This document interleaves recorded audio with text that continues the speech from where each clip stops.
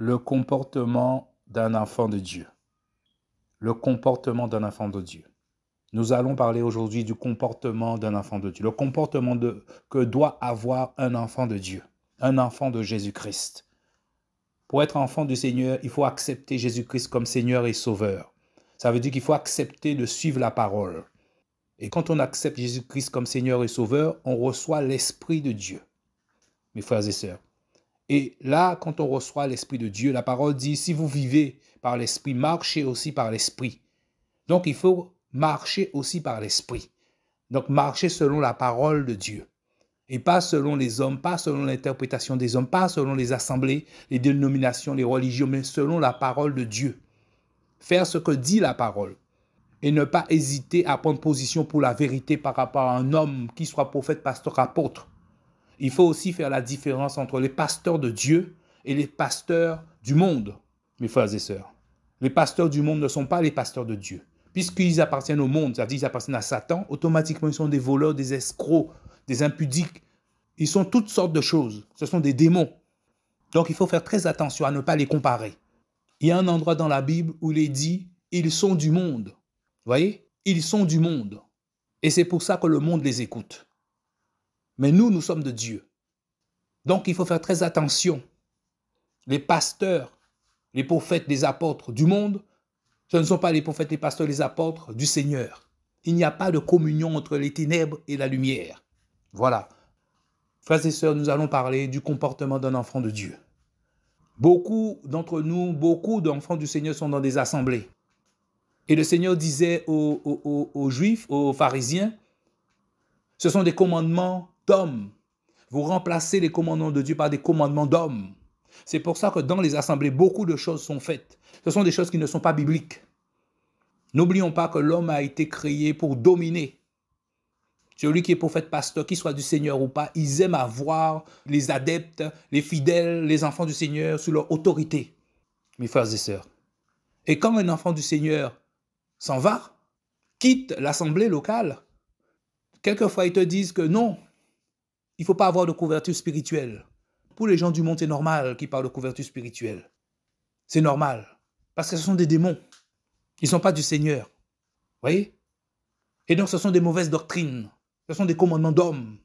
Le but de tout ça, c'est de contrôler les gens. Contrôler les fidèles, les adeptes. Te contrôler. Donc, ils vont te raconter toutes sortes de choses pour te contrôler. Ils vont modifier la parole. Interpréter la parole à leur façon. Ils vont te sortir le verset, mais ils vont interpréter à leur façon. Te faire comprendre, te faire croire qu'il faut rester là, dans l'assemblée locale. Et que l'assemblée locale même, c'est le corps de Christ, c'est l'église. Alors que c'est faux, mes frères et sœurs. L'assemblée locale n'est pas le corps de Christ. N'oublions jamais cela. Tu rentres dans une assemblée locale, ça dépend de quelle assemblée locale. Et même quand ça appartient au Seigneur, les gens qui sont là ne sont pas tous du Seigneur. Vous voyez, mes frères et sœurs? Et certains vont nous dire que parce qu'on est ensemble, on est en train de manger ensemble, on est en train de prier ensemble, c'est la communion fraternelle. Mais tu manges avec des démons. Tu manges avec des gens qui ne sont pas chrétiens. Même s'ils le pensent. Ils sont hypocrites, ils sont orgueilleux, ils sont voleurs, ils sont menteurs. Vous voyez? Et aussi, il faut changer notre langage. Il n'y a pas de mélange dans le Seigneur, il n'y a pas de ténèbres. Il faut arrêter de dire que des chrétiens mentent. Celui qui ment n'est pas chrétien. C'est un démon. Celui qui vole est un démon. Celui qui est dans la fornication, c'est un démon. Ça veut dire qu'il y a un démon en lui. Il n'est pas chrétien. Mes frères et sœurs, il faut sortir de ce sentimentalisme. On est sentimental. Non, le Seigneur n'est pas sentimental. Le Seigneur est amour. Et l'amour de Dieu consiste à garder sa parole. Tu gardes la parole du Seigneur, ça veut dire garder la parole. Ça veut dire tu as pris connaissance de la parole et tu l'appliques. C'est ça, être conduit par l'Esprit. Tu obéis. Tu obéis à la parole. Mes frères et sœurs, on obéit à ce qui est écrit et pas à l'interprétation de ce que l'homme dit. On obéit à ce qui est écrit. Il ne faut pas hésiter à prendre position, peu importe le titre d'un homme. Ah, c'est pas ce qui est écrit dans la parole, moi je ne fais pas ça. Peu importe ton titre.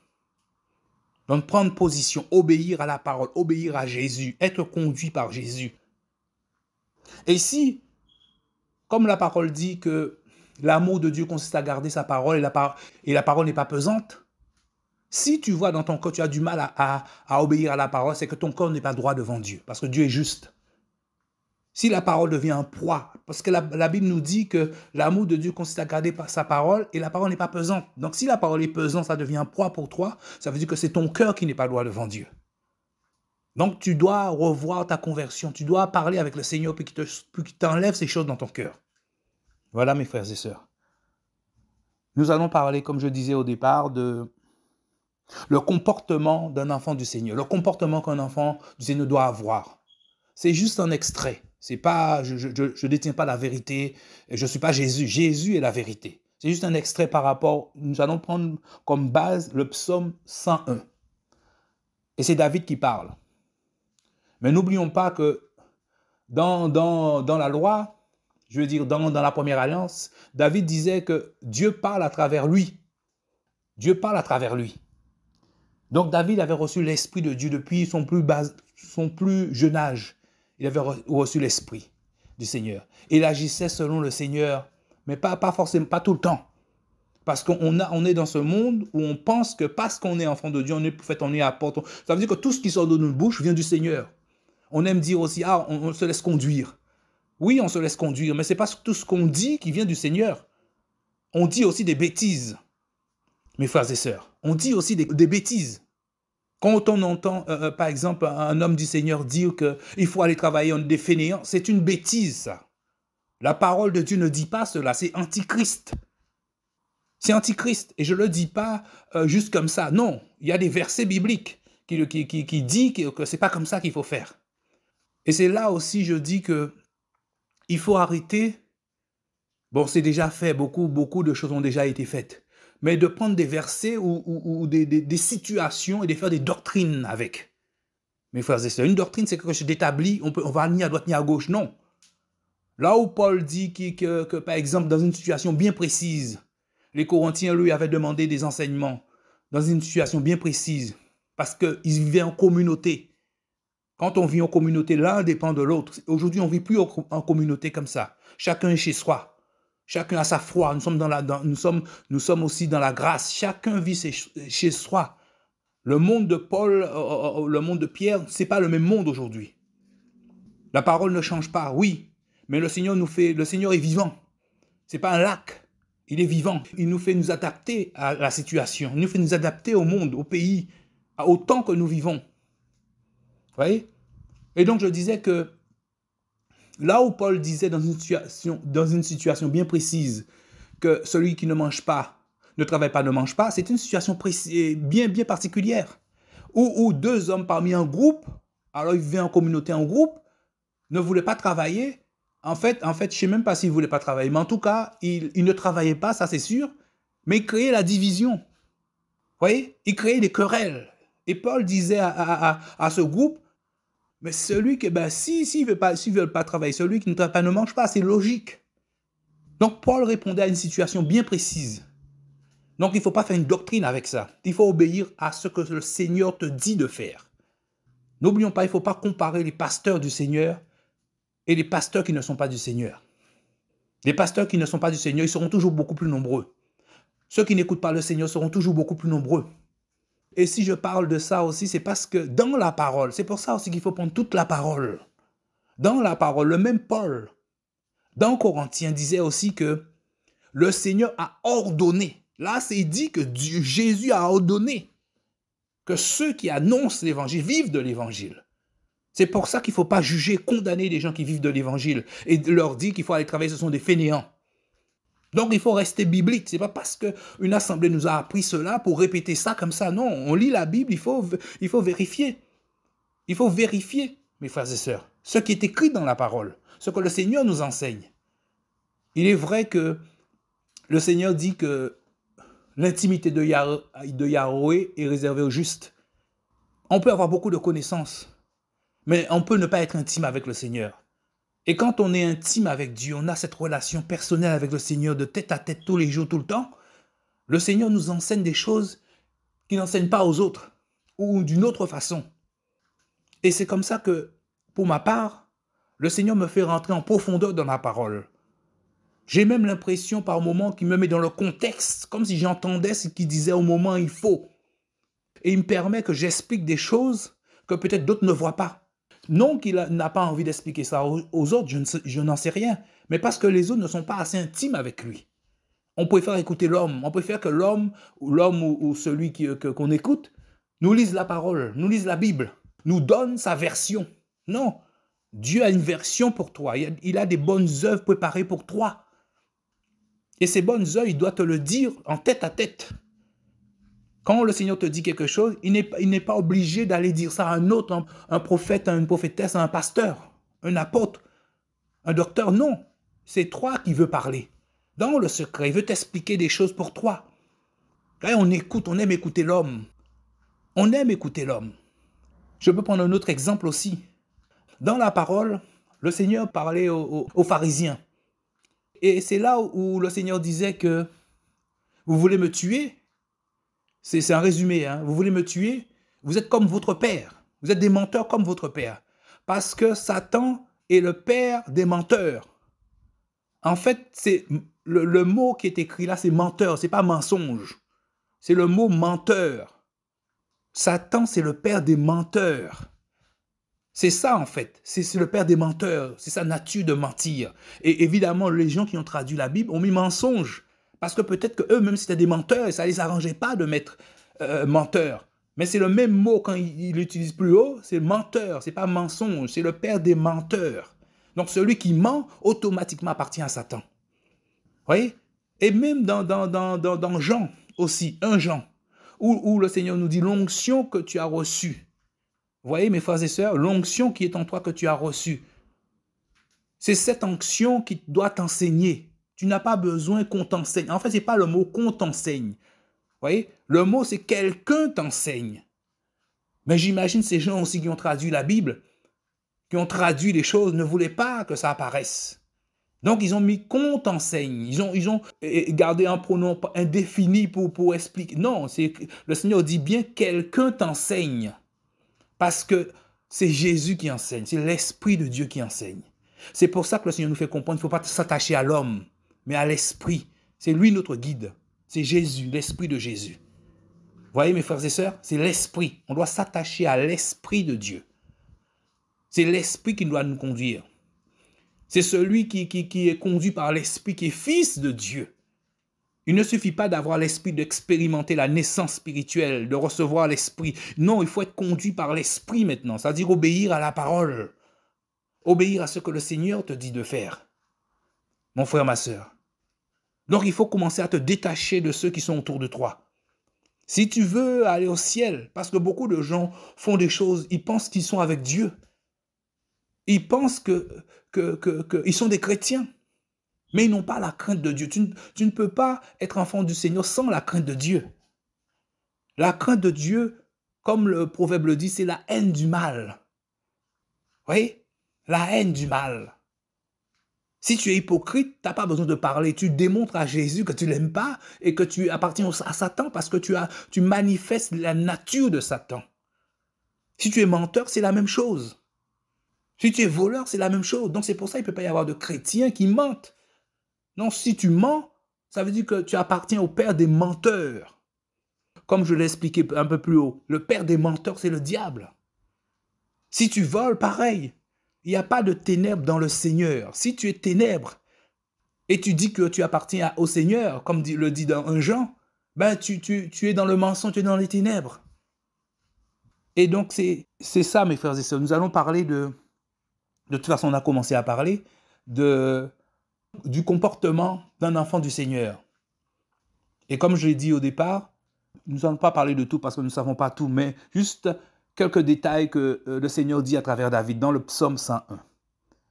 Il dit dans le psaume 101, « Je chanterai la miséricorde et la justice. Yahweh, je te chanterai.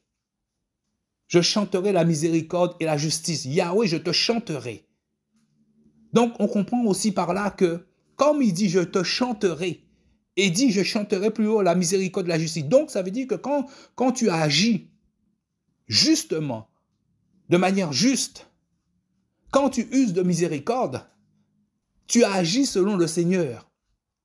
C'est la nature de Dieu d'agir ainsi. Dieu est un Dieu juste. Et la nature de Dieu, c'est aussi son nom. Le caractère de Dieu, c'est aussi son nom. Ça lui appartient, c'est aussi son nom. N'oublions pas dans la parole, dans Apocalypse, le Seigneur dit son nom s'appelle ou est la parole de Dieu. Parce que la parole de Dieu, c'est son nom. Il est lui-même la parole. Parce que Jean nous dit qu'au commencement était la parole. Et la parole était Dieu. Donc ça veut dire que chaque nature du Seigneur, chaque caractère du Seigneur, c'est aussi son nom. Il est tout puissant, son nom est tout puissant. Il est juste, son nom est juste. C'est ça. Donc quand on parle de Jésus, on parle de la parole du Seigneur. Il dit, je chanterai la miséricorde et la justice. Yahweh, je te chanterai. Comme il vient de dire, je chanterai la miséricorde. Donc, Yahweh, c'est la justice et la miséricorde. Donc, ça veut dire que si tu n'es pas juste, tu n'as pas cette nature en toi. Tu n'uses pas de miséricorde. Ça veut dire que tu ne connais pas Yahweh. Tu ne connais pas le Seigneur. Et c'est ça que David dit. David, lui, connaissait le Seigneur. Donc, il dit qu'il va chanter le Seigneur, c'est-à-dire chanter la miséricorde et la justice. Il va agir selon Dieu. C'est pour ça que tu n'as pas besoin de parler. Si tu agis justement, c'est que tu connais le Seigneur parce qu'il est juste. Si tu agis fidèlement à la parole du Seigneur, c'est que tu connais le Seigneur. Il est fidèle. Si tu agis avec bonté, ça veut dire que tu connais le Seigneur. Il est bon. Son nom est bon. Son nom est saint. Il est saint. Et c'est ça que David dit. Je te chanterai. Ça veut dire je chanterai la miséricorde, la justice. Ce sont deux exemples. Il y en a plein d'autres. Et il dit, je me rendrai attentif à une conduite pure. Tu dois faire attention à ta conduite envers les autres. Ne pas être hypocrite, ne pas être orgueilleux. Donner un bon témoignage. Mon frère, ma soeur. T'attacher à la parole de Dieu. Et pas à l'interprétation des hommes. À la parole, cette conduite pure. Comme la femme d'Abraham, Sarah. Une conduite pure. Couvrir ton corps. Ton corps appartient à ton mari. Ton corps appartient à ta femme. Et si tu n'es pas marié, ton corps appartient au Seigneur. Cette conduite pure que le Seigneur demande, c'est ça la conduite d'un enfant de Dieu. Agir avec miséricorde, juste, une conduite pure. Tu ne prends pas parti. Tu ne juges pas selon l'apparence. N'oublions pas que l'apparence n'est pas seulement visuelle. C'est ce qu'on voit, mais c'est ce que la personne représente. Ça veut dire qu'un homme est pasteur, prophète, pasteur, apôtre, tu as commencé à dire oui, il a raison, mais est-ce que tu as jugé selon la parole? On juge selon la parole, on ne juge pas selon ce que dit l'homme, peu importe. Dieu peut agir puissamment à travers un homme, mes frères et sœurs, mais cet homme peut ne pas agir correctement. Il ne faut pas croire que tout ce qu'un homme dit vient du Seigneur, vient de l'Esprit. On a tendance à dire on se laisse conduire. Mais ce n'est pas parce qu'on se laisse conduire que tout ce qui va sortir de nos bouches vient du Seigneur, mes frères et sœurs. On dit aussi beaucoup de bêtises. Il faut rester biblique. Et même quand on reste biblique, il faut rester dans cette intimité avec le Seigneur pour que le Seigneur nous enseigne de ce qu'il a voulu dire. Comme je le disais au départ, Paul dit que le Seigneur a ordonné que celui qui annonce l'évangile vive de l'évangile. On ne peut pas aller contre cette parole parce que Paul dit que c'est le Seigneur qui a ordonné cela. Donc si Dieu a ordonné, on ne peut pas commencer à dire que celui qui ne travaille pas, c'est un fainéant, il faut aller travailler. Non, Dieu a ordonné que celui qui a annoncé l'évangile vive de l'évangile. Et Paul dit qu'il n'a pas usé de ce droit pour l'avancement de l'évangile parce qu'il y avait un problème au niveau des Corinthiens. Il faisait du favoritisme. Et Paul a même pris l'exemple de Pierre qui ne travaillait pas et les frères du Seigneur. Quand ils venaient, ils ne travaillaient pas, ils mangeaient, ils buvaient. Ils avaient cette autorité d'apôtre qu'ils utilisaient. Mais Paul n'utilisait pas cette autorité. C'est sa foi. Le Seigneur nous parle de mesure de foi. Mais il dit aussi que celui qui mange de l'herbe, qui estime que l'herbe, qu'il ne faut pas manger de la viande, il ne faut pas le négliger, il ne faut pas le critiquer, le mépriser. C'est sa foi. Toi, tu sais qu'on peut manger de tout. On peut manger de tout. Ce n'est pas qu'il faut manger de tout, on peut manger de tout. Mais celui qui ne mange pas de tout, laisse-le avec sa foi. Il ne faut pas juger cet homme, cette femme. Et donc, le verset 2 dit, je me rendrai attentif à une conduite pure. Donc, on doit faire attention à sa conduite pour que sa conduite soit toujours pure, jusqu'à ce que tu viennes à moi, jusqu'à le Seigneur vienne. Et c'est là aussi le Seigneur dit, celui qui persévérera jusqu'à la fin sera sauvé. Celui qui a accepté la parole, qui marche selon la parole, est un enfant de Dieu, est fils de Dieu. Mais il faut accepter la parole et marcher selon la parole jusqu'à la fin, jusqu'à ce que le Seigneur vienne, qu'il vienne après ta mort ou avant ta mort, jusqu'à la mort, obéissant jusqu'à la mort. C'est ça, c'est le modèle que le Seigneur nous a donné. Il ne faut pas se mettre à mentir parce que la mort est devant nous. Non, au contraire, c'est une grâce de rester dans la vérité parce que le Seigneur est capable de te ressusciter. Déjà, il faut avoir cette pensée en tête. Il faut vivre avec cette pensée. On peut mourir, et c'est ça que le Seigneur disait. N'aie pas peur de ceux qui peuvent tuer le corps. Lui, il peut tuer l'âme et le corps. Il disait même dans l'Apocalypse, Satan mettra certains en prison, certains seront tués. Mais pour la parole, pour le Seigneur, il faut aller jusqu'au bout. C'est-à-dire que si on te propose entre mentir et la mort, ben il faut choisir la mort. Même si quand le jour viendra, tu ne sais pas ce que tu vas faire, mais dans ta pensée, tu dois choisir la mort, tu ne dois pas mentir. Parce que si tu mens, ça veut dire que tu as rejeté le Seigneur. Donc, obéissant jusqu'à la mort. Donc, le verset 2 dit, du psaume 101, « Je me rendrai attentif à une conduite pure jusqu'à ce que tu viennes à moi. Je marcherai dans l'intégrité de mon cœur. » L'intégrité. Mes frères et sœurs, l'intégrité. Tu es juste. Tu agis justement. Agir justement, c'est agir selon la parole. Selon ce que Dieu, Jésus te dit de faire. Il n'y a pas de favoritisme. Tu es intègre dans tes voies. Tu marches sur la vérité qui est Jésus. D'ailleurs, c'est le seul chemin qui t'emmène au Père. C'est Jésus, c'est la parole. L'obéissance à la parole, c'est le chemin qui t'emmène vers le Père. Il n'y a pas d'autre chemin que le Seigneur dit. Dans Jean 14, c'est le seul chemin. Je suis le chemin. Ce chemin, c'est la parole. La parole, c'est aussi la vérité. Et la parole, c'est aussi la vie. Il n'y a qu'un seul chemin. Nul ne peut aller au Père, nul ne peut connaître le Père, nul ne peut être présenté devant le Père sans passer par ce chemin. Parce que ce chemin te permet de te nettoyer. Vous voyez, le chemin te dit, quand je parle de chemin, la parole te dit, le chemin te dit, tu ne mentiras pas. Une fois que tu as accepté de ne pas mentir, eh bien le mensonge est sorti de ton cœur. Donc tu as été purifié pour le mensonge. Ainsi de suite. Chaque jour, tu vas être purifié par quelque chose parce que tu as accepté la vérité, tu as accepté la parole, tu as accepté de marcher sur le chemin, c'est-à-dire la parole, de suivre la parole, suivre Jésus-Christ qui est la parole de Dieu. Celui qui n'est pas chrétien est malade, disait le Seigneur. Il est venu pour les malades. Vous voyez? Le péché, c'est cette maladie. À chaque fois qu'on accepte la parole, on accepte une parole du Seigneur, la maladie, une partie de la maladie s'en va. On est nettoyé, on est purifié petit à petit, on est sanctifié. Et le Seigneur nous pose sur le droit chemin. Et donc c'est ce qu'il dit. Je marcherai dans l'intégrité de mon cœur. Donc les choses se passent dans le cœur. C'est avec le cœur que tu acceptes la parole de Dieu. Vous voyez? C'est avec le cœur. Il faut accepter de ne pas mentir. Il faut accepter de ne pas voler, de ne pas être hypocrite, de ne pas être fornicateur, impudique, homosexuel. Il faut accepter cela. Et c'est ça Jésus. La bonne parole, la vérité.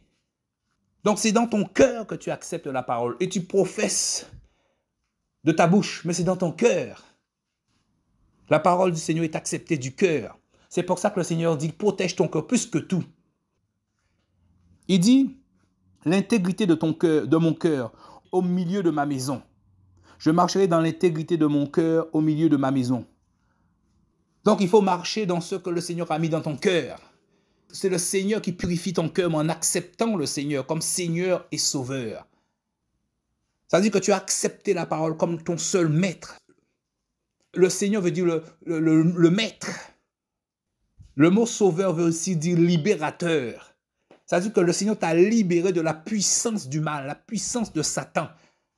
Il est devenu ton Seigneur. Avant, c'est Satan qui était ton Seigneur. C'est pour ça aussi le Seigneur dit, ce n'est pas tous ceux qui m'appellent Seigneur qui seront sauvés, parce que beaucoup appellent Jésus Seigneur, mais ils sont menteurs, ils sont méchants.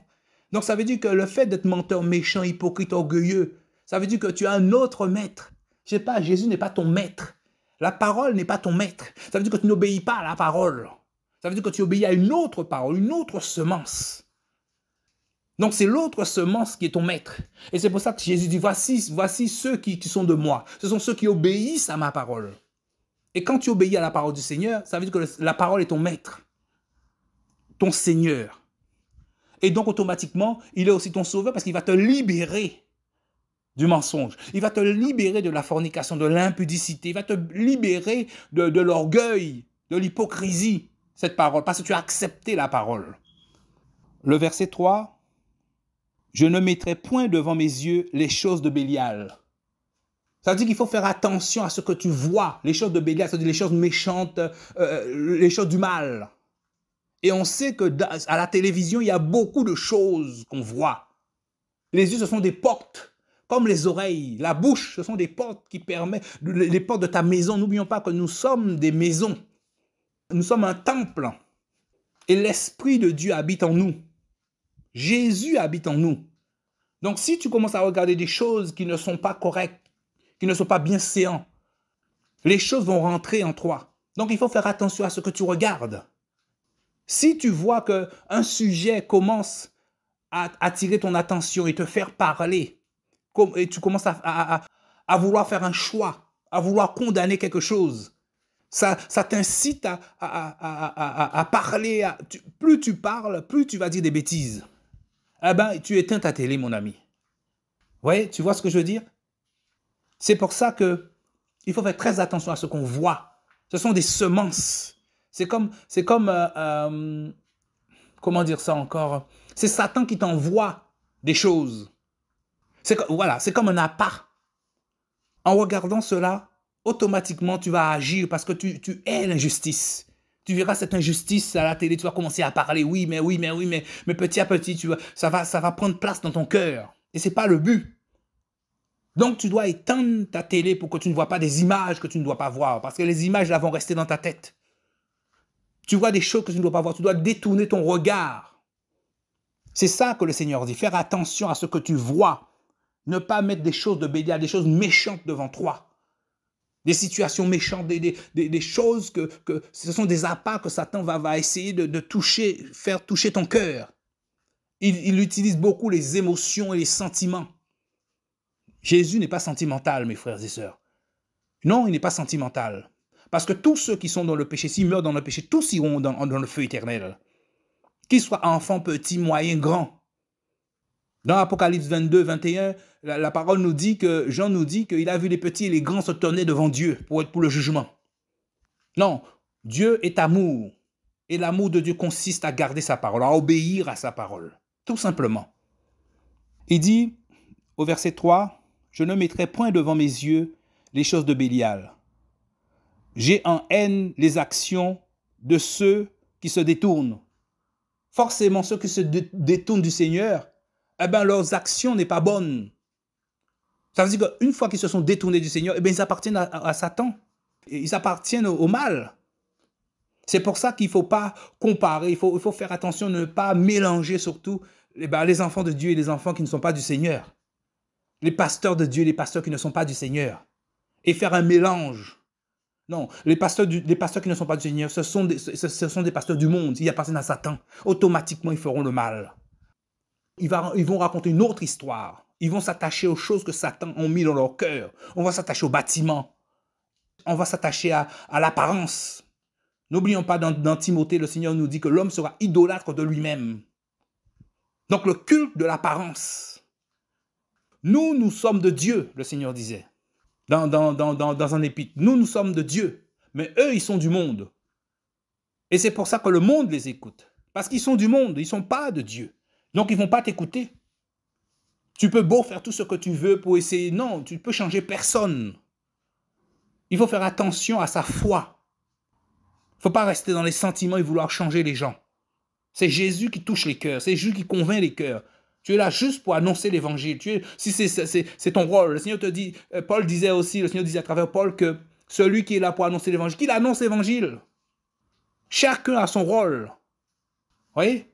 Dans ces assemblées, on nous fait croire que baptiser des gens, c'est une bonne chose. Je veux dire, parce qu'on baptise les gens, on est plus près de Dieu. Attendez, vous avez oublié ce que Paul disait? Le Seigneur ne m'a pas appelé pour baptiser, mais pour évangéliser. On détourne toujours la parole du Seigneur en sa faveur pour essayer de faire croire ou comprendre. Non, il faut rester biblique. Chacun a un rôle. Tu es prophète, tu es pasteur, tu es apôtre, mais tu n'as pas toute la connaissance et tu n'auras jamais toute la connaissance. Mais comme je le disais au départ, l'homme aime contrôler. On dit que les autres contrôlent, les autres ceci, il y a toutes sortes de choses. Mais si quelqu'un qui fait partie de ton assemblée ou de ton cercle décide de partir, parce que le Seigneur lui a dit de partir, eh ben, tu verras que la façon d'agir de cet homme sera différente. Elle sera différente. Il va commencer à descendre celui qui est parti. Parce qu'avant, il pouvait le contrôler. Là, il ne peut pas. Il va commencer à lancer des malédictions dessus. Il va commencer à dire, ah, t'es ingrat, t'es orgueilleux. Non, mais c'est Dieu qui lui a demandé de partir. Et le Seigneur n'a pas de compte à te rendre. On dit qu'il n'y a pas de couverture spirituelle, mais on aime se montrer au-dessus des autres. Comme si on est la couverture spirituelle. On ne le dit pas de la bouche, mais dans les actions, on le fait. Donc, il dit au verset 3, « J'ai en haine les actions de ceux qui se détournent. Elles ne s'attacheront pas à moi. » Donc, David veut s'éloigner de tous ceux qui agissent mal. Parce que quand tu as le Seigneur dans ton cœur, tu as la haine du mal au fond de toi. Tu as la haine de l'injustice, des mauvaises actions, de ceux qui n'agissent pas selon la parole et qui utilisent leur autorité pour agir. Donc, tu dénonces automatiquement cela parce que ça passe pas. Ça passe pas. Et si quand tu vois un homme qui agit mal et tu commences à dire oui, mais c'est un homme de Dieu, eh ben, mon ami, tu es idolâtre. C'est la preuve que tu es idolâtre parce que tu viens de choisir le mal. C'est-à-dire l'action qui est mauvaise, quand je dis le mal, au profit de la parole de Dieu qui est la vérité. C'est ça. Le Seigneur dit qu'il ne faut pas juger selon l'apparence. Bon, et tu viens de juger selon l'apparence. Donc au verset 4, il dit, « Le cœur mauvais s'éloignera de moi. Je ne connaîtrai pas le méchant. » Donc il ne va pas fréquenter celui qui est méchant. Comme le psaume 1 le dit, il ne faut pas marcher en compagnie des méchants. S'asseoir avec les méchants. S'arrêter avec les méchants. Si tu marches avec les méchants, tu vas les écouter. Un moment, tu vas t'arrêter avec eux. Tu vas commencer à plaisanter aussi avec eux. La parole dit qu'aucune plaisanterie ne sort de ta bouche. Et une fois que tu commences à plaisanter avec eux, eh ben, tu vas t'asseoir. Ça veut dire que toi-même, tu es devenu méchant. Vous voyez? Et si tu es un enfant de Dieu, mon frère, ma soeur, parce que je parle de ceux qui sont enfants du Seigneur, eh ben, l'esprit, ta lampe va s'éteindre. Comme le Seigneur m'avait donné un enseignement il n'y a pas longtemps, il y a quelques mois. Ta lampe va s'éteindre. Et là où il y a le péché, tu ne verras plus le péché parce que tu es dans le mélange. Tu avais l'esprit, mais tu n'obéis plus à l'esprit, tu obéis aux autres. Donc ta lampe va s'éteindre petit à petit. Donc il dit au verset 4, le cœur mauvais s'éloignera de moi, je ne connaîtrai pas le méchant. Connaître le méchant, c'est agir selon le méchant. Selon surtout la méchanceté. Parce que c'est la méchanceté qui conduit le méchant. La méchanceté est un maître, la parole dit. La méchanceté, c'est le chemin des méchants, c'est le maître des méchants. Donc tu vas connaître le méchant. Donc connaître, agir selon eux. Parce que le Seigneur dit que nous l'avons connu si nous gardons ses commandements. Ça veut dire que si tu agis selon le Seigneur, ça veut dire que tu connais le Seigneur. Donc si tu agis méchamment, ça veut dire que tu connais le mal en fait. Tu connais le méchant. En fait c'est ta vie, c'est ta nature d'être méchant. Au verset 5, il dit, « Je retrancherai celui qui calomnie en secret son prochain. Je ne supporterai pas celui qui a les yeux élevés et le cœur enflé. » N'oublions pas que David, le Seigneur parle à travers David. Des fois, le Seigneur parle, on a l'impression que David parle pour lui. et d'autres fois, on a l'impression aussi que c'est le Seigneur qui parle. En réalité, tout ça, c'est le Seigneur qui le dit. Il nous annonce les choses aussi. Parce que des fois, quand on lit la parole, si le Seigneur ne t'explique pas ou t'enseigne pas ces choses, tu auras du mal à comprendre. Quelquefois, le Seigneur nous parle directement à travers certains versets. D'autres fois, il parle, on a l'impression que c'est David qui parle pour lui. En réalité, c'est le Seigneur qui nous montre toutes ces choses, comment il faut agir et ce qu'il va faire, ce qu'il a prédit de faire. Il dit, je retrancherai celui qui calomnie en secret son prochain. Calomnie, dire du mal de. Oui, calomnie son prochain. Il ne parle même pas de son frère, il dit son prochain. Parce que si tu calomnies ton prochain, c'est ton cœur est mauvais. Ton cœur, tu ne dois pas supporter quand on parle d'un frère ou d'une sœur, on te dit, ah, il a fait ça, tu dois même pas supporter ça. Et il faut aussi qu'on arrête de parler de nos frères et de nos sœurs. On ne comprend pas toujours tout ce que le Seigneur fait à travers eux. Ils sont aussi des humains, des êtres humains. Donc, ils peuvent aussi ne pas saisir, ne pas comprendre et agir par moments différemment selon la parole. Non, ce n'est pas pour ça qu'il faut les condamner. On condamne l'action. On juge l'action qui est mauvaise.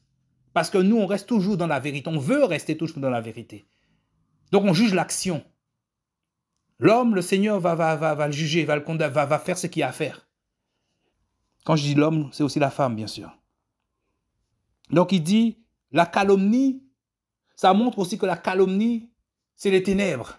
Ça fait partie des ténèbres. Dire du mal des autres. Et donc, le Seigneur dit en gros que je retrancherai celui qui calomnie en secret son prochain. On aime les querelles. On fait des querelles. On n'a pas tous les tenants et les aboutissants des choses. On ne sait pas ce qui s'est passé, mais on n'a qu'une partie des choses. On commence à faire des querelles. Parce qu'on est enfant de Dieu, on pense qu'on est dans la vérité. Si tu as quelque chose contre ton frère, le Seigneur dit, va le voir. Parce que le Seigneur, c'est de tête à tête, lui. Va voir ton frère. Et si ton frère ne veut pas, ben laisse le gars. Laisse-le. Le Seigneur fera ce qu'il a à faire. Mon frère, ma soeur. Il faut le laisser. Il faut passer à autre chose. Mais il ne faut pas rester dans cette querelle. Tu gâches ton cœur. Tu pourris ton cœur. Tu restes enfermé dans une boîte. Il faut passer à autre chose. Et quand le Seigneur donnera le pardon aux deux, voilà, eh bien, ce sera fait. Donc, il faut passer à autre chose. Ne pas calomnier son frère, ni sa sœur, bien sûr. Et il dit, je ne supporterai pas celui qui a les yeux élevés et le cœur enflé. L'orgueil et l'arrogance. C'est ça que le Seigneur dit. Ne supporte pas celui qui a le cœur élevé. Celui qui a le cœur élevé est une abomination. Le cœur élevé est une abomination devant Dieu. La haine du mal aussi, c'est la haine de l'arrogance. La méchanceté. La voix de la méchanceté. Le cœur élevé. Celui qui a le cœur élevé, il appartient au diable. Il peut avoir toute l'apparence du monde. C'est pour ça qu'il faut s'attacher à la parole. Parce que la parole, autant nécessaire, autant voulu, il va te montrer qui est qui. Quelqu'un qui agit de façon arrogante, cette personne a un problème dans son cœur, mon ami. Il te montre qu'il a beaucoup de connaissances. Il te montre que non, frère, non. Cet homme s'est éloigné du Seigneur. Parce que le Seigneur est cela. Il est l'arrogance, il est l'orgueil, il est la voix de la méchanceté, la voix du méchant. Donc il dit au verset 5, « Je retrancherai celui qui calomnie en secret son prochain. Je ne supporterai pas celui qui a les yeux élevés et le cœur enflé. » En fait, le Seigneur va même plus loin, là. Il ne parle pas seulement de l'arrogance, de l'orgueil. Il parle de celui qui est orgueilleux. Il parle de celui qui est arrogant. Il parle carrément de la personne. Waouh.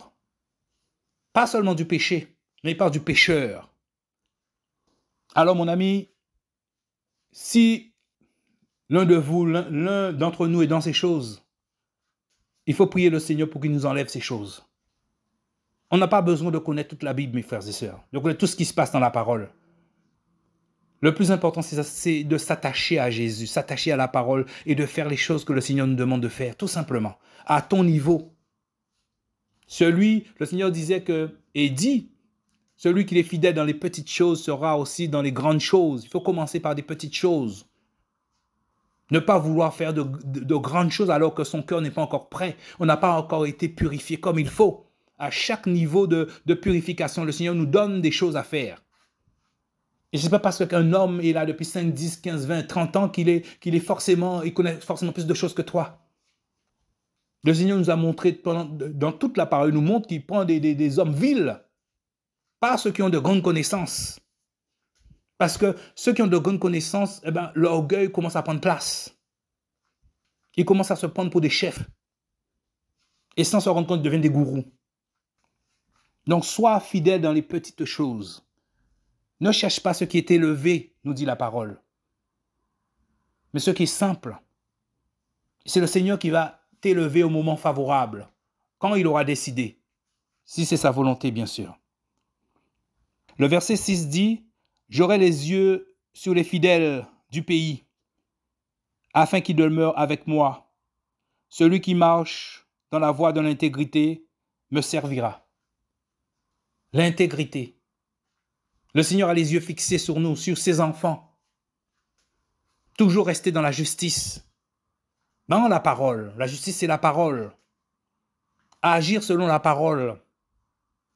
Quand tu sens l'orgueil, l'arrogance, éloigne-toi de cet homme, éloigne-toi de cette femme. Tu dois t'éloigner de celui qui a le mal en lui, parce que l'arrogance, c'est le mal. L'orgueil, c'est le mal. Beaucoup ne se rendent pas compte qu'ils ont ça dans leur cœur. Celui qui marche avec Jésus, il va se rendre compte de ça. Celui qui est intime avec Jésus va se rendre compte de ça. Celui qui n'est pas intime ne verra pas cela. Pour lui, c'est normal et logique que cet homme agisse comme ça. Cette femme agit comme ça, ainsi. Mais celui qui est intime, qui est dans le secret avec le Seigneur va lui montrer des choses. Parce qu'il est intime, le Seigneur, c'est un cœur à cœur. Le Seigneur va te montrer qui est arrogant, qui est intime. Rien qu'en parlant, tu vas sentir qu'il y a quelque chose qui ne va pas. Tu vas commencer à t'éloigner de cette personne. Vous voyez, c'est comme ça. Il faut s'éloigner. Parce que si tu restes à parler, toi aussi, il ne faut pas marcher avec les méchants. Toujours obéir à la parole, obéir à ce que Jésus te dit de faire. Peu importe ce que diront les hommes, ils vont parler, que tu fasses des choses en bien ou en mal, ils vont parler. Parce que tu ne les suis pas. Tu vois? Tu ne les suis pas. Donc, ils vont chercher à s'opposer à toi. Parce que tu n'es pas sous leur coupe. Ils ne sont pas ta couverture. On pense que la couverture spirituelle, c'est seulement les autres qui ne sont pas chrétiens. Même ceux qui sont enfants du Seigneur, qui sont prophètes, pasteurs, apôtres, ils aiment ça. Ils aiment avoir des gens sous leur autorité. Pour contrôler, pour diriger. Et quand un part, il s'oppose. Donc, c'est le contrôle. Donc, il dit au verset 6, « Le Seigneur a les yeux fixés sur les fidèles, ceux qui l'aiment, ceux qui obéissent à sa parole. » Vous voyez? Ceux qui aiment sa parole. Aimer la parole du Seigneur, c'est aimer le Seigneur Jésus. Sur les fidèles et ceux qui marchent dans la voie de l'intégrité. L'intégrité est une voie. C'est la voie de la vérité. C'est Jésus toujours. Sans Jésus, sans la parole, sans l'obéissance à la parole, on ne pourra pas se présenter devant le Père. Non. Parce qu'on sera sale. On va se faire éjecter. Au verset 7, il nous dit, « Celui qui usera de tromperie ne demeurera pas dans ma maison. » Parce que la tromperie n'appartient pas au Seigneur. Il n'y a pas de ténèbres en lui. Vous voyez? Dans un autre psaume, il dit qui habitera dans la maison du Seigneur. Il donne tout un enseignement sur celui qui va habiter dans la maison du Seigneur. C'est celui qui obéit au Seigneur. C'est très important de comprendre qu'il faut obéir à Jésus, à la parole, pas à l'interprétation des hommes. La parole est modifiée par l'interprétation des humains, par ce qu'on a vécu. On voit la parole d'une façon. C'est pour ça que pourtant, il y a beaucoup d'enfants du Seigneur qui annoncent l'évangile, mais tu verras que tout ce qu'ils annoncent, tu as l'impression qu'il y a des choses qui sont différentes. Parce que beaucoup de choses sont traduites selon notre vécu, selon ce qu'on a compris. Et le Seigneur n'est pas obligé de nous corriger tout de suite, mes frères et sœurs. Donc c'est pour ça que la parole dit, reste avec les enseignements que l'onction qui est en toi te donne. L'onction qui est en toi te donne. C'est pas l'onction qui est dans un autre. C'est-à-dire que les enseignements que le Seigneur te donne, toi, tu dois rester avec ces enseignements.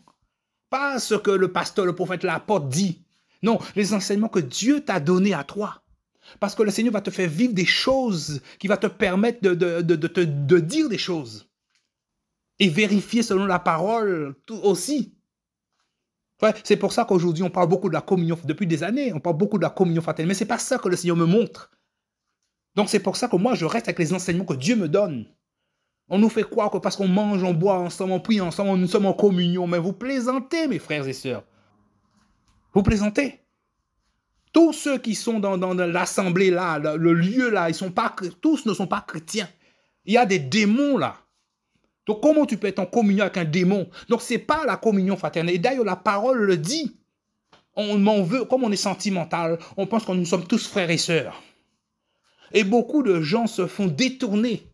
Quelques années, on vient après, on voit qu'ils se sont détournés de la loi, de la parole du Seigneur. On ne sait pas pourquoi. Le Seigneur m'a fait passer par là. Il m'a frappé, un démon m'a frappé pour que le Seigneur m'enseigne ces choses. Alors quand on vient me dire que nous sommes des frères, même si c'est vrai, nous avons chacun un chemin. Je reste à distance, je regarde.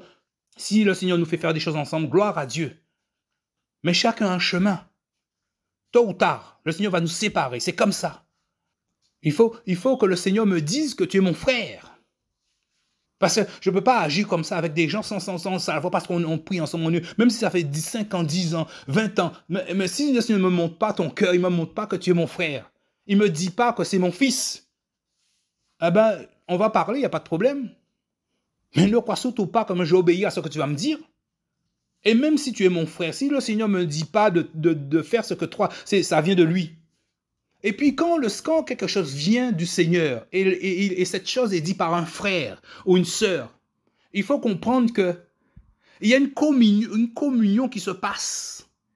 Tu vois, quand un frère dit quelque chose et c'est pour toi, le Seigneur te fait comprendre que c'est pour toi, mon frère, ma sœur. Il te fait comprendre, il y a quelque chose qui se passe au fond de toi. Et tu sais, l'esprit agit. Il te dit, oui, c'est moi. Mais à sa façon, il te dit, oui, c'est moi qui vient de te dire ça. Donc c'est pour ça qu'il ne faut pas obéir à tout ce que les hommes disent. Des fois, on nous dit, ah, mais peut-être c'est le Seigneur qui t'a répondu. Non, si le Seigneur me répond, au fond de moi, je le saurai. Je n'aurai même pas besoin de te dire, c'est le Seigneur qui m'a répondu. Je saurai que c'est le Seigneur qui m'a répondu à travers toi. Ma doctrine n'est pas ta doctrine. Je reste avec les enseignements que Dieu me donne. Parce que ma Bible me dit que peut être en communion fraternelle que les enfants de lumière. Celui qui marche dans la lumière. Et celui qui marche dans la lumière, on ne peut pas le savoir si Dieu ne te le dit pas. Ne te le confirme pas. Satan se déguise en ange de lumière, nous dit la Bible. C'est-à-dire qu'il se fait passer pour des enfants de Dieu. Et la Bible dit, ce n'est pas étonnant que ces enfants aussi se déguisent en ange de lumière. Ils sont même plus chrétiens dans l'apparence que toi. Toi qui es enfant du Seigneur. Et tu veux me faire croire que c'est mon frère, mais si le Seigneur ne me le dit pas, on va parler. Tu es un bien-aimé, oui, il n'y a pas de problème. Mais il faut que le Seigneur me dise que tu es mon frère, ma sœur. Et ça, le Seigneur te le fait savoir. Pas parce que la personne a agi comme si un enfant de Dieu. Les vrais et le blé se ressemblent comme 2 gouttes d'eau. Mais seul le Seigneur peut te dire qui est le blé, qui est l'ivraie. Et te dire, oui, c'est moi, c'est mon fils. Quand le Seigneur a été chercher Corneille, il a parlé à Corneille, mais il a parlé aussi à Pierre. Oui, ça vient de moi. C'est ça en esprit qui se passe. Quand le Seigneur te répond à quelque chose, c'est ça qui se passe en esprit. Tu sens quelque chose au fond de toi qui te répond. C'est le Seigneur qui te répond. C'est pour ça qu'il ne faut pas s'attacher. Et ça, plus tu restes dans le secret, ça veut dire que dans le tête-à-tête avec le Seigneur, plus le Seigneur va t'enivrer de ses connaissances, de ses ressentis, tu sauras comment le Seigneur te parle. C'est une habitude à avoir. Au verset 7, il dit, celui qui usera de tromperie demeurera pas dans ma maison. Celui qui proférera le mensonge ne sera pas affermi devant mes yeux. Comme je le disais au départ, dans Jean, quand le Seigneur parlait et disait que vous voulez accomplir les œuvres, il disait ça aux pharisiens, vous voulez accomplir les œuvres de votre père. Il a été menteur. Et le père, dans la Bible, on a mis le père du mensonge. Mais c'est le même mot que menteur. C'est le père des menteurs. Quand on lit l'histoire et on voit le mot qui est écrit en grec, c'est le père des menteurs. C'est le père des menteurs. Mais j'imagine que ceux qui ont traduit la Bible, peut-être eux-mêmes étaient des menteurs. Donc ils ont trouvé ça un peu fort. Donc ils ont cherché un mot global. Donc ils ont mis le père du mensonge. Oui, il est le père du mensonge. Le mensonge vient de lui. Mais il est aussi le père des menteurs. Et il y a beaucoup de petites histoires comme ça, beaucoup de petites de traductions comme ça dans la Bible. On a changé les choses. On a interprété, on a mis une phrase un peu plus globale. Voilà. Et il y a des enfants du Seigneur, le Seigneur va les conduire d'une autre façon. Une autre façon. Sinon, il n'y aurait eu qu'un apôtre. Il n'y aurait eu qu'un apôtre pour tout le monde. Non, il y a des apôtres qui sont différents. Même parmi les 11 apôtres du Seigneur, ils n'étaient pas tous pareils. Et maintenant que nous qui sommes pasteurs, prophètes, apôtres, moi je ne suis pas pasteur, hein, je veux dire, les gens qui sont prophètes, pasteurs, apôtres, il faut faire attention parce qu'un homme ou une femme ne se conduit pas de la même façon que nous pensons qu'ils devaient se conduire pour penser que Jésus n'est pas avec eux. Parce que là, on va agir comme Pierre, Jean et Jacques. Ils ont vu un homme qui chassait des démons au nom de Jésus. Et qu'est-ce qu'ils ont fait? Ils ont empêché cet homme. Ils ont arrêté cet homme. Parce que qu'est-ce qu'ils ont sorti comme prétexte, comme argument? Ils ne voulaient pas nous suivre. Mais le Seigneur n'a pas mis tout le monde pour suivre un seul homme. Il faut bien comprendre l'évangile. À travers des événements, des paraboles, des choses, le Seigneur nous enseigne plusieurs choses. Il nous enseigne beaucoup de choses. Donc il faut prendre tout ça en compte. Dans les assemblées, on cherche à te marier. Non, mon frère, ma soeur. Le Seigneur dit, tout le monde n'est pas destiné à se marier. Si le Seigneur veut que tu te maries, t'inquiète pas, il va te donner une femme, un mari. Même si ça fait 10, 15 ans, tu attends. Oublie ça, passe à autre chose. Le temps viendra, il va te donner la chose. Abraham a eu un enfant à 100 ans, si c'est sa volonté. Donc, il faut toujours obéir au Seigneur, à la parole. Choisir la parole, choisir la vérité, c'est ça, choisir la parole. Vous voyez, c'est ça. Et pour cette histoire comment ils appellent ça encore? La couverture spirituelle. C'est pour ça, mes frères et sœurs, qu'il faut lire la Bible, ne pas laisser. Il faut lire la Bible dans le sens qu'il faut lire toute la Bible. Pas seulement un verset, 2 versets. Non, il faut lire et sans arrêt la relire. Parce que plus tu vas lire la Bible, plus le Seigneur va t'enseigner, il va te donner des connaissances. Et quand tu vas relire la Bible, avec les connaissances qu'il t'a données, tu vas comprendre les choses d'une autre façon, ainsi de suite, ainsi de suite. Et plus tu restes avec lui là en profondeur, plus il va t'enseigner des choses. Et si ton cœur est droit, il voit, il sait, et bien il va te donner des choses qui te concernent toi. Il dit, invoque-moi et je te répondrai. Je t'annoncerai des choses qui te concernent toi, des choses cachées. Personne ne connaît ces choses. Dans la parole aussi, mes frères et sœurs, il faut faire attention, je disais, à la couverture spirituelle. Vous savez, on prend comme prétexte que Paul a reçu la main d'association. Vous voyez? Pour faire comprendre ou croire, parce que ces gens sont rusés. Le but de tout ça, c'est de contrôler les gens. Contrôler les fidèles, les adeptes. Te contrôler. Donc, ils vont te raconter toutes sortes de choses pour te contrôler. Ils vont modifier la parole. Interpréter la parole à leur façon. Ils vont te sortir le verset, mais ils vont interpréter à leur façon. Te faire comprendre, te faire croire qu'il faut rester là, dans l'assemblée locale. Et que l'assemblée locale même, c'est le corps de Christ. C'est l'église. Alors que c'est faux, mes frères et sœurs. L'assemblée locale n'est pas le corps de Christ. N'oublions jamais cela. Le but de tout ça, c'est de contrôler les gens. Te contrôler. Mais ils ne te montrent pas ça comme ça. Des fois, eux-mêmes, dans leur cœur, ils n'ont même pas ça en tête. Mais ils agissent comme ça. Ils te font croire que Paul a reçu la main d'association. Donc, c'est-à-dire que les apôtres qui étaient avant lui a donné l'autorisation de partir, de faire. Mes frères et sœurs, il faut lire la parole. Dans les épîtres de Paul, Paul dit quelque chose de magnifique. Il dit quand il a été touché par le Seigneur. Vous pouvez lire. Il n'a consulté ni la chair ni le sang. Aucun apôtre avant lui. Et il est parti. Le Seigneur lui a envoyé Barnabas, je crois. Et il est parti. Le Seigneur l'a délivré parce que l'ennemi voulait l'attraper. Le Seigneur l'a délivré, il est parti. Vous voyez ce que Paul dit? Il n'a consulté aucun apôtre avant lui. On nous fait croire que Paul a reçu la même d'association, c'est-à-dire qu'on lui a donné l'autorité. Non, Paul, il raconte son histoire. Parce que dans les actes, c'est un peu raccourci. Il n'y a pas les temps ne sont pas là. On ne sait pas combien d'années ça s'est passé. Mais Paul raconte combien d'années. Il dit, après 3 ans, quand il a été touché, 3 ans, il est monté voir Pierre. 3 ans. Il a vu qu'un seul apôtre. C'était le frère du Seigneur. Et il est reparti. Et il dit, 14 ans après, 14 années après, frères et sœurs, 14 ans, il est remonté par une révélation du Seigneur, parce que le Seigneur avait déjà prévu les choses. Il a été voir exposer son évangile, parce que le Seigneur voulait montrer aux Hébreux, aux Juifs, qu'il voulait aussi sauver les païens. Il avait déjà préparé Pierre à cela, parce qu'il avait envoyé Pierre chez Corneille. Depuis là, Pierre avait commencé à voir que Dieu aussi agissait sur les païens, ceux qui n'étaient pas juifs. Donc il avait préparé Pierre à cela, parce que Pierre allait prendre une décision, le Seigneur allait parler à travers Pierre. Donc il a envoyé Paul 14 ans après. 14 années après, mes frères et sœurs. 14 ans. Donc il dit qu'il n'est pas moins important que les autres apôtres avant lui, parce que les autres apôtres ne lui ont rien apporté. Rien. Il n'est pas moins apôtre qu'eux. Tu vois? C'est pour ça qu'il faut lire toute la Bible. Et 14 ans après, on lui a dit qu'il faut prendre soin des pauvres. Et ça que bien sûr, si tu as le Seigneur au fond de toi, la miséricorde est en toi.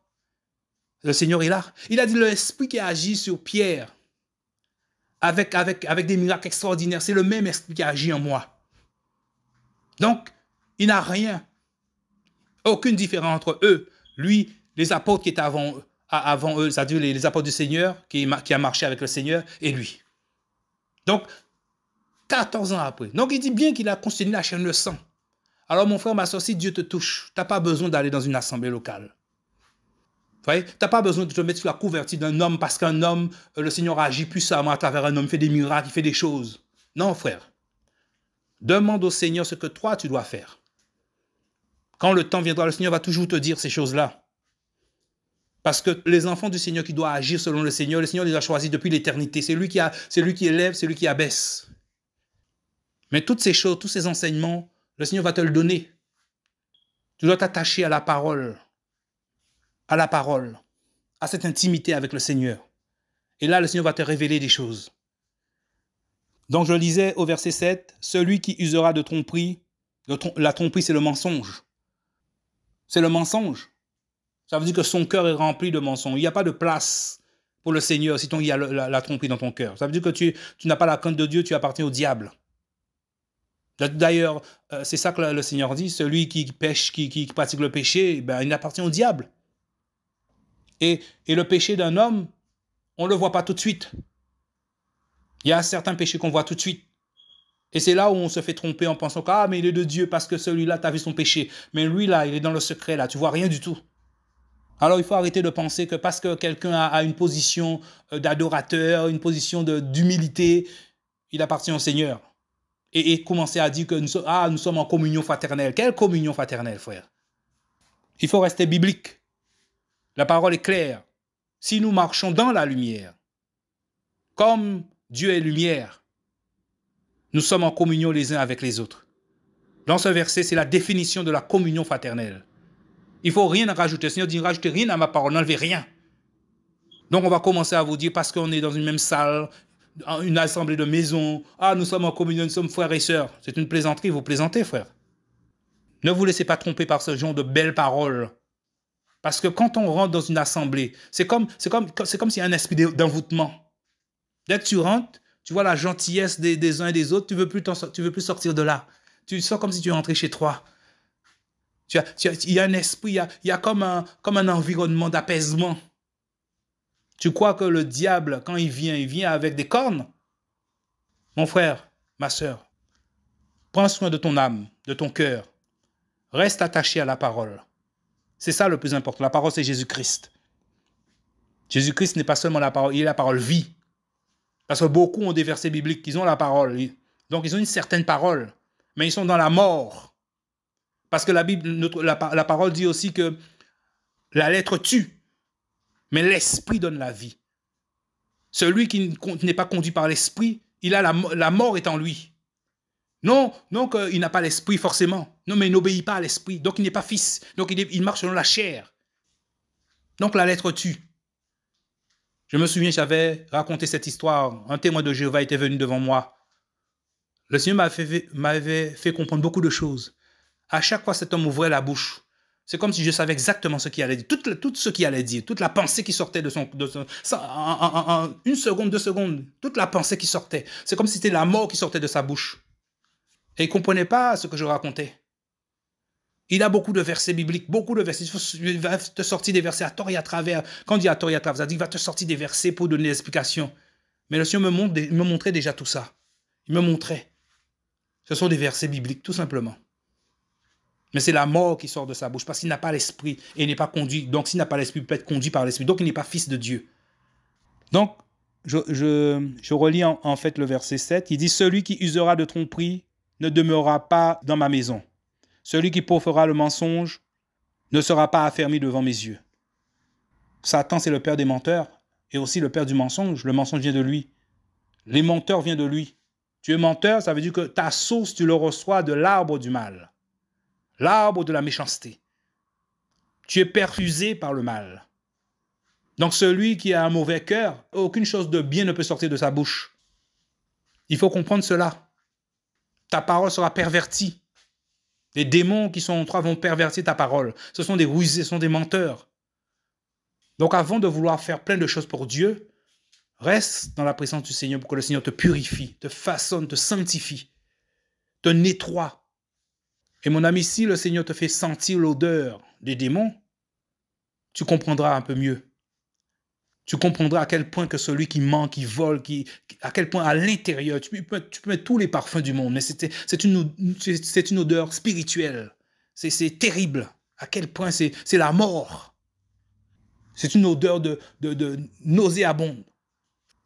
Donc le mensonge, la tromperie, la ruse, ça appartient au diable.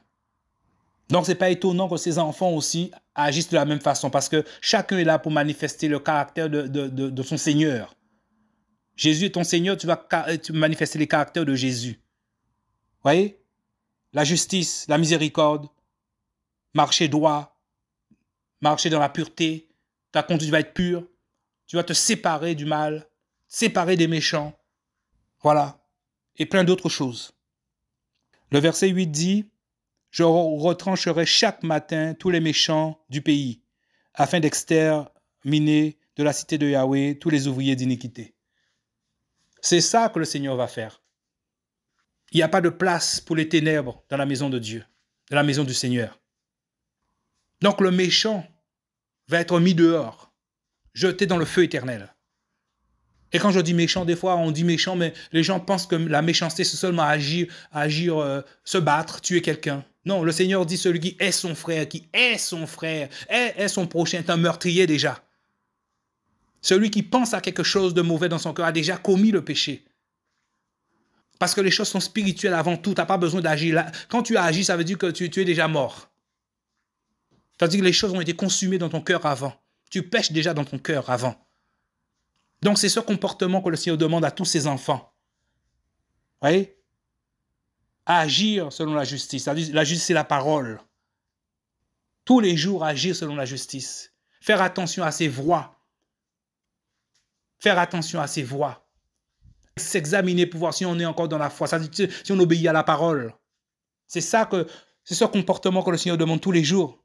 Ne pas marcher avec les méchants, avec les hypocrites, les orgueilleux. Ils pensent qu'ils ont reçu toute la connaissance du Seigneur. Donc, ils vont s'imposer en tant qu'ils connaissent. Reste fidèle dans les petites choses. Reste dans la simplicité. Ne cherche pas ce qui est élevé. Parce que si tu cherches ce qui est élevé, mon ami, ton cœur va être rempli par ça. Tu vas te détourner du Seigneur sans te rendre compte que tu n'es plus avec Dieu. Pourtant, tu as l'impression que tu veux faire des choses pour le Seigneur. Reste dans l'intimité avec Dieu. Reste à l'écoute du Seigneur. C'est qu'en marchant dans la vérité, qu'en obéissant à Jésus qui est la parole du Seigneur, que tu seras sauvé. La parole, c'est le salut. Le salut qui veut dire la délivrance, la séparation de ton âme avec le mal. L'homme intérieur, il va être chassé, il va être crucifié. Et tu seras une nouvelle créature. Tu seras autre chose. Jean disait, ce que nous serons plus tard, nous ne le savons pas encore. Mais dès maintenant sur cette terre, tu dois voir des changements en toi. Tu dois voir que tu as changé. Tu dois voir que l'amour rentre dans ton âme. Tu as compassion des autres. Tu dois voir ceux qui sont autour de toi, les pauvres qui sont autour de toi. Pas forcément voir les pauvres des pays qui sont à l'étranger. Non, les pauvres déjà, il faut commencer à voir ceux qui sont autour de toi, autour de ta maison. Je me souviens, il me semble en 2019, je ne suis pas sûr, je voulais aller en mission en Afrique. Mais le Seigneur m'a envoyé en Guadeloupe avant, aux Antilles avant. Et il m'a dit, Jérusalem avant tout. Et quand le frère a parlé de Jérusalem, c'est ça que je disais aussi. C'est comme si j'ai reçu quelque chose dans mon âme. Mon cœur, le Seigneur m'a dit, c'est ça. Parce que je ne comprenais pas pourquoi le Seigneur voulait que j'aille en Guadeloupe. Je ne comprenais pas. Je me sentais que j'étais poussé à aller en Guadeloupe et j'avais l'impression de me voir au loin comme si c'était d'un rêve. Et finalement, je me suis retrouvé en Guadeloupe, j'ai pris mon billet, tout ça, tout a été fait. Parce que c'était la volonté du Seigneur que j'aille là-bas en premier. Avant d'aller dans d'autres pays, en mission dans d'autres pays. Il fallait que j'aille en Guadeloupe en premier. C'était ça. Et quand le Seigneur m'a dit ça à travers son fils qui était en train de parler, j'ai reçu la chose. Ça m'a fait comme un choc. Pendant que j'étais en train de parler avec un ami qui était à côté de moi, on était dans la salle, et quand le frère a sorti ça, c'est comme si mes yeux se sont ouverts. Vous voyez? Et c'est ça quand le Seigneur parle à travers un frère ou une sœur. Tu dois ressentir quelque chose. C'est pas parce que le frère dit mais peut-être le Seigneur t'a répondu à travers moi. Non, n'entre pas dans ce genre de sentiment. Non, il faut que toi, l'Esprit te fait ressentir quelque chose, que c'est pour toi. Parce que le but, c'est de suivre l'onction qui est en toi que tu as reçue. Et de garder les enseignements de l'onction qui est en toi. Et les enseignements qui est en toi, que l'onction te donne, n'est pas forcément l'enseignement que l'onction qui est dans un prophète, dans un pasteur, dans un apôtre. Non, frère. Chacun a reçu quelque chose. Garde ce que toi, tu as reçu, le Seigneur dit. Et arrêtons de s'attacher aux frères et sœurs parce qu'ils ont un grand ministère. Arrêtons. Parce que c'est de l'idolâtrie. Mais tu es libre. Tu es libre. Tu as le choix de faire ce que tu veux. Chacun sera devant celui qui a les yeux en flamme de feu un jour. Tu es libre. Moi, le Seigneur me met dans le cœur de dire à ses enfants de s'attacher à la parole. Celui qui est attaché à la parole, automatiquement, ne sera pas attaché à l'homme. La parole, c'est Jésus. Celui qui est attaché à Jésus, il ne va pas s'attacher à l'homme. Il fera la différence. Alors, c'est ça le comportement. Une partie du comportement que le Seigneur demande. Parce que dans toute la parole, le Seigneur parle de comment il faut agir. Et l'Esprit est là pour te faire agir de la façon qu'il veut que tu agisses. Obéissant, lent à la colère. Le Seigneur est un Dieu qui est lent à la colère. Nous sommes là pour manifester Jésus, pour qu'on voit Jésus en nous. Lent à la colère. Donc, ça veut dire que celui qui se met en colère, il y a un problème avec son cœur. C'est la colère qui le conduit. Le Seigneur dit lent à la colère. Et il dit aussi que la colère de l'homme n'accomplit pas la justice de Dieu. Le Seigneur sait que nous sommes des humains et nous pouvons nous mettre en colère. Mais le Seigneur n'apprécie pas quand l'homme est en colère. C'est pour ça qu'il dit, si tu te mets en colère, fais attention pour que le soleil ne couche pas sur toi. Il ne faut pas seulement lire littéralement la chose, il faut comprendre la pensée. Et c'est la pensée qui est importante. Le contexte qui est dit, la pensée du Seigneur. Et c'est ça que l'intimité te donne, l'intimité avec Jésus. Le Seigneur te met dans le contexte. Tu ne lis pas seulement littéralement la phrase, il te met dans le contexte et t'enseigne la chose comme tu dois la recevoir, ou tu dois la recevoir. Beaucoup ne sont pas intimes avec Dieu et lisent la parole, donc ils ne comprennent pas réellement la parole, donc ils essaient d'appliquer la parole textuellement. Non, il faut que tu sois dans l'intimité avec le Seigneur pour que le Seigneur t'ouvre les yeux pour te montrer, c'est ça qu'il a voulu dire. C'est très important pour ne pas tordre la parole. C'est pour ça que la parole dit aussi que, pas pour ça, mais la parole dit que la lettre tue. On lit la parole, mais on n'est pas intime avec Dieu. Donc, on ne reçoit pas la vie. On ne reçoit pas la vie. Donc, on ne comprend pas la parole. On ne comprend pas le contexte. Donc, on va commencer à dire que Dieu a dit. Dieu a dit. Vous voyez, c'est ça qu'on va faire. Et donc, on va faire des doctrines pour dire, ah, mais Dieu a dit ça. Oui, mais il faut regarder le contexte. À qui le Seigneur a pas... pourquoi il a dit ça? À quel moment? Et ça, c'est le Seigneur qui te le donne. C'est l'intimité. Alors, mes frères et sœurs, c'est cette pensée que le Seigneur a mis au fond de moi. Alors, comme le Seigneur m'a toujours enseigné, témoigne. Dis ce que Dieu a fait pour toi. Quand dans 1 Jean, Jean raconte sa rencontre, la rencontre qu'il a fait, qu'ils ont fait, les apôtres ont fait avec le Seigneur, ils ont dit que ce que nous avons vu, ce que nous avons touché, nous avons contemplé, la vie, ils ont été auprès de la vie éternelle, Jésus, c'est-à-dire l'apparition de Dieu. Dieu a donné une apparence, il a donné un visage, sa majesté, le roi est venu, il a pris une apparence, il est venu. Et quand tu reçois toute cette bonté, tu reçois toute cette grâce, l'une des premières choses que tu as envie, c'est d'aller raconter les choses. Tu ne peux pas garder la vie pour toi. La vie doit continuer. La vie est vivante. Je veux dire, elle coule. Donc tu as envie de témoigner pour que les autres soient en communion avec toi. Ben c'est ça. Tu témoignes. Tu témoignes. Et pas faire comme certains qui vont cacher le trésor que Dieu leur donne sous un rocher. Non, il faut fructifier la chose. Il faut raconter la chose. C'est pour ça aussi le Seigneur dit à beaucoup d'entre nous, témoigne de ce que Dieu a fait pour toi. Va raconter. Tu n'es pas forcément là pour évangéliser, mais raconte ce que Dieu a fait pour toi. Ça peut toucher des gens. Le témoignage touche. Il n'y a pas seulement la parole, mais la parole vit, le témoignage touche aussi. Les miracles touchent. Tout ce qui vient du Seigneur, c'est le droit de Dieu. Ça te touche. Donc, il faut raconter les choses. Vous voyez?